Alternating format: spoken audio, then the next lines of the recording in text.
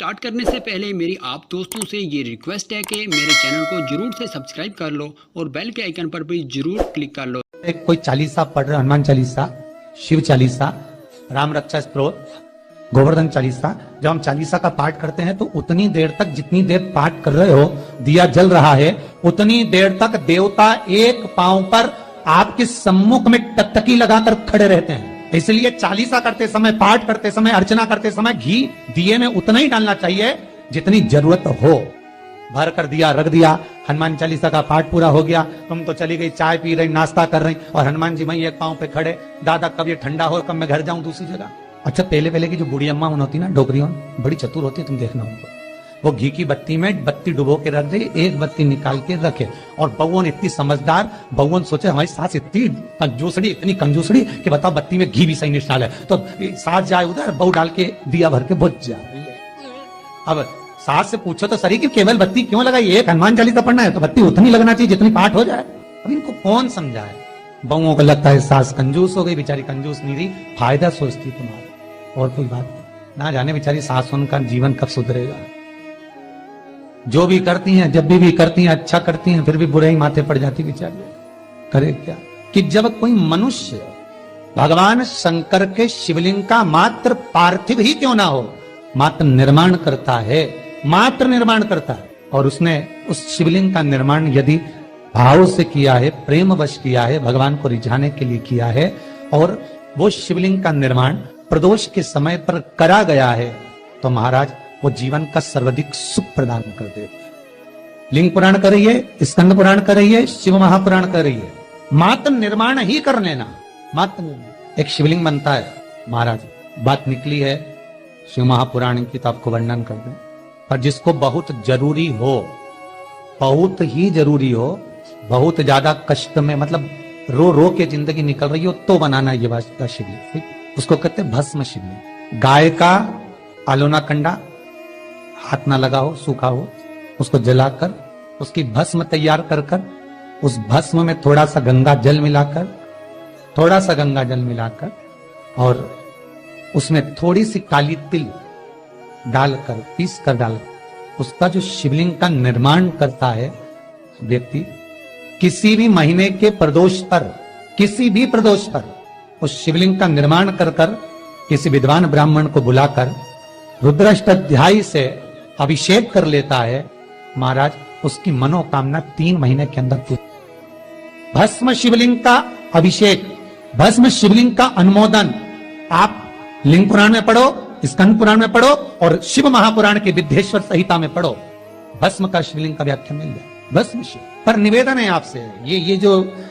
आपसे कह रहे हैं कि बहुत तकलीफ हो, बहुत ज्यादा दुख हो तो बनाना, नहीं तो शंकर भगवान कहते हैं जिस समय भस्म का शिवलिंग बनता है उस समय पर माता पार्वती शंकर भगवान को गोदी में लेकर खड़ी रहती है। ध्यान दीजिएगा, प्रयास करना,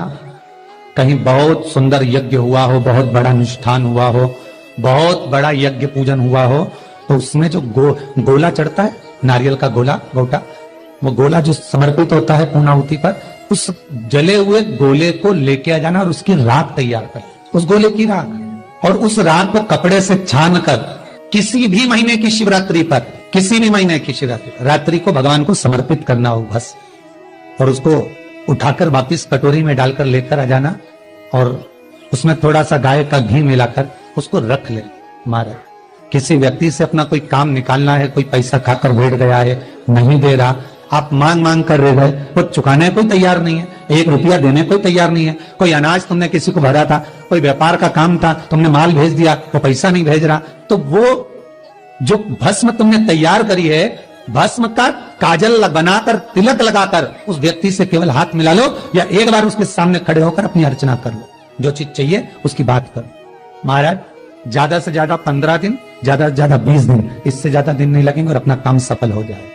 भस्म में वो सुंदर भाव वर्णित किया गया, भस्म के अंदर वो भाव वर्णित है महाराज कि भस्म जीवन का सर्वाधिक सुख का अनुभव करा देते शिव महापुराण के माध्यम से, कि भस्म कभी भी घर के शिवलिंग पर नहीं चढ़ाना चाहिए। ध्यान देना हो, घर में जो छोटा शिवलिंग है उस पे जब पंडित जी रुद्राष्टाध्यायी का अभिषेक कराएं, अनुष्ठान कराएं, तो पंडित जी भले थोड़ी सी भस्म शंकर पर स्नान में चढ़वा दें, वो बात दूसरी है, पर भस्म कभी भी घर के शिवलिंग पर नहीं चढ़ाना चाहिए। अगर भस्म चढ़ाना है तो कहीं शंकर के मंदिर पर जाओ, कहीं शिव होटले पर जाओ, शंकर का मंदिर भले तुम्हारे घर से थोड़ी दूर पर है, वहां जाकर चढ़ा दो। पर भस्म घर का जो शिवलिंग है उसमें आप थोड़ा बहुत कहीं अगरबत्ती धूपबत्ती की जो भस्म बने वो लगा दिया, पर भस्म का जो श्रृंगार है, भस्म की जो आरती है, भस्म का जो समर्पण है, शक्तिपीठ का दर्शन करने गए, घर से हम बावन शक्तिपीठ का दर्शन करने गए, आपने एक कामन शक्तिपीठ का दर्शन करा हो चाहे बावन शक्तिपीठ का दर्शन करा हो, आपने जब शक्तिपीठ का दर्शन किया तो शक्तिपीठ का दर्शन का एक नियम है कि शक्तिपीठ के दर्शन के समय पर वहां जो कुंड की भस्म होती है उस भस्म को आप अपने कंठ पर, हृदय पर, मस्तक पर लगाकर केवल भगवान शंकर का ओम नमः शिवाय का 11 बार जाप कर लेते हैं तो उसी शक्तिपीठ में आपको देवी का दर्शन 24 घंटे के अंदर हो जाता है।